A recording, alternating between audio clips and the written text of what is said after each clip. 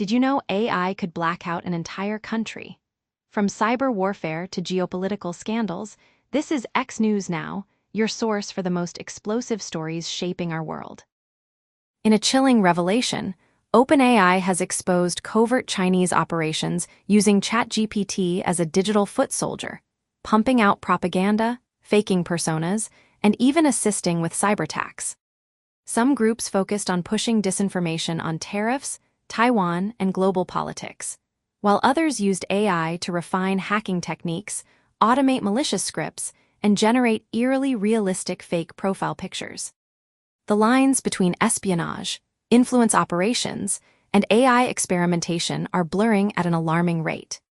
Per Reuters, this could mark the dawn of a new era where Skynet isn't coming.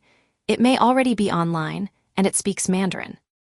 Is AI a powerful tool for good or a dangerous weapon in the wrong hands?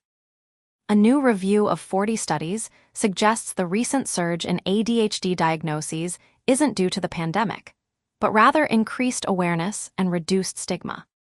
In England, the waitlist for an assessment skyrocketed from 17,400 in 2019 to a staggering 172,000 in 2023. Experts believe people are finally realizing, oh wait, that's me. While the US diagnoses around 10% of kids with ADHD, Sweden's rate is just 3.2%, a stark contrast likely due to differing diagnostic criteria. However, the research found no proof that COVID or TikTok directly caused a rise in ADHD cases, though they certainly didn't help anyone's attention span. Do you think ADHD is overdiagnosed or underdiagnosed in your country? In a move that's sure to shake up the consumer goods industry, Procter & Gamble is laying off a staggering 7,000 non-factory workers over the next 2 years. That's a whopping 15% of its office staff. The company behind household names like Pampers, Tide, and Bounty claims this isn't about cost-cutting, but rather a restructuring to create smaller teams with bigger roles. However, as the Wall Street Journal reports, P&G is also ditching some smaller brands and categories to focus on its top-selling, everyday products. While they insist it's not a budget cut, the layoffs accompanying this reorg tell a different story. Do you think P&G's restructuring will help or hurt the company in the long run? In a heartbreaking story, the bodies of Judy Weinstein and Gadi Hagi, two American-Israeli civilians taken hostage during a Hamas attack in October 2023, have finally been returned to their families after over a year of anguish. Weinstein, a teacher for children with special needs, and Hagi, a jazz flutist known for his humor, were grandparents living in a quiet Israeli village near Gaza.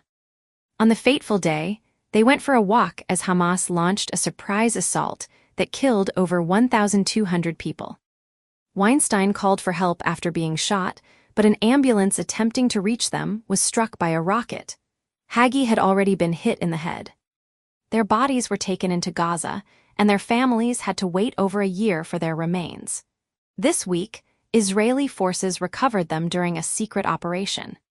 While the families expressed heartbreak, they also emphasized the need to bring the 56 remaining hostages home. Per the New York Post, their message was simple: bring the 56 left home. How can the international community better protect civilians in conflict zones? In a groundbreaking development, scientists at the European Center for Medium-Range Weather Forecasts have built an AI system that doesn't just predict the likelihood of wildfires, but pinpoints the exact locations where they might start before they even ignite. By analyzing weather patterns, fuel sources, ignition risks, and other factors, this AI can essentially say, hey, this precise spot might go up in flames. This could be a game-changer for fire crews, allowing them to get ahead of potential blazes instead of just issuing vague warnings. After the devastating wildfires in LA that killed 28 people and destroyed 16,000 buildings, this technology could prove invaluable in saving lives and property, according to Reuters. How else could AI be used to prevent natural disasters or mitigate their impact? In a controversial move, the United States has vetoed a United Nations resolution calling for an immediate, unconditional, and permanent ceasefire in Gaza, despite 14 other countries on the Council voting in favor. The U.S. cited its objection to the resolution's failure to explicitly call out Hamas or demand that the militant group disarm and withdraw from Gaza. Acting U.S. Ambassador to the UN, Dorothy Shee, stated, "It is unacceptable for what it does say, it is unacceptable for what it does not say, and it is unacceptable for the manner in which it has been advanced.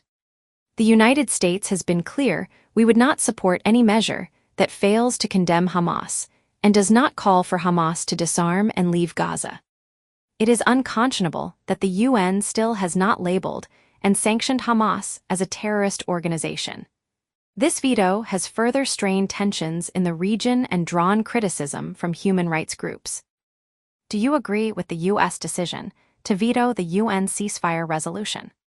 In a move that's raising eyebrows, the Trump administration is reportedly in talks with Serbia and other Balkan countries to accept migrants the U.S. wants to deport, some of whom were granted protections under the Biden administration but now face changing policies.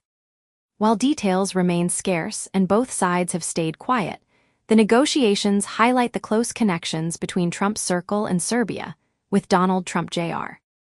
having visited the country multiple times and met with the Serbian president. According to Bloomberg, if such a deal were to materialize, it could have significant implications for immigration policies and international relations.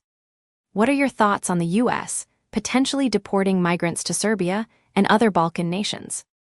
In a controversial move to address overcrowding in wildlife parks, Zimbabwe has announced plans to kill 50 elephants at the Save Valley Conservancy. The area currently hosts 2,550 elephants, but is only designed to accommodate around 800, leading to significant strain on resources and potential conflicts. While Zimbabwe insists this is not a mass cull, but rather a management exercise, the decision has sparked outrage from animal rights groups. According to ABC News, the country has already relocated 200 elephants to new areas, but with no more suitable habitats available, culling has become the backup plan. The meat from the culled elephants will be distributed to local communities, while the ivory will go to the state, though Zimbabwe has assured that none of it will be sold due to the global ivory trade ban. Is culling a necessary evil for wildlife conservation, or should other solutions be explored?